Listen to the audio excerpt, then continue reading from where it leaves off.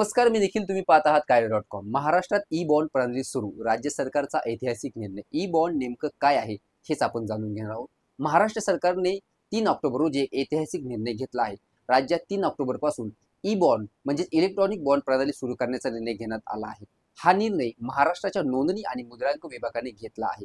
या संदर्भातील माहिती राज्याचे महसूल मंत्री चंद्रशेखर बावनकुळे यांनी माध्यमांशी बोलताना दिली.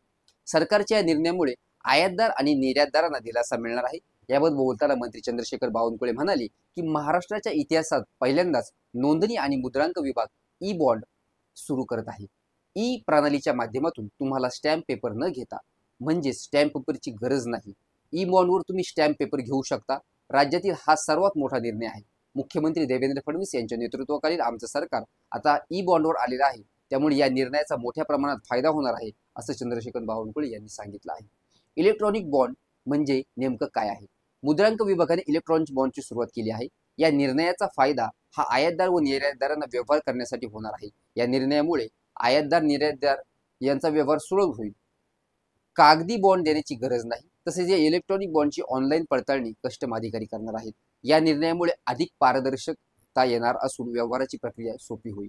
तसेच या प्रक्रियेमुळे कागदपत्रांची साठी जाणारा वेळ आता वाचणार आहे. इलेक्ट्रॉनिक बॉन्डचे फायदे काय? ई बॉन्ड प्रणालीच्या माध्यमातून आता मुद्रांक शुल्काचा भरणा ऑनलाईन पद्धतीने करता येणार आहे. तसेच आता 500 रुपयांचे शुल्क ऑनलाईन जमा करता येणार आहे. याबरोबरच आयातदार किंवा निर्यातदार आणि कस्टम अधिकाऱ्यांना यावर आता ई स्वाक्षरी असणार आहे.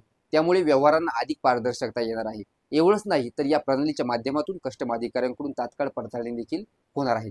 मित्रांनो, नक्कीच ई बॉन्डच्या वापरामुळे आयातदार व निर्यातदारांना ह्याचा मोठा फायदा होईल. राज्य सरकारने घेतलेलं हे खूप महत्त्वपूर्ण आणि डिजिटल युगाकडे जाणारं पाऊल आहे. नक्कीच याचा फायदा हा सर्वांना खूप मोठ्या प्रमाणात होईल.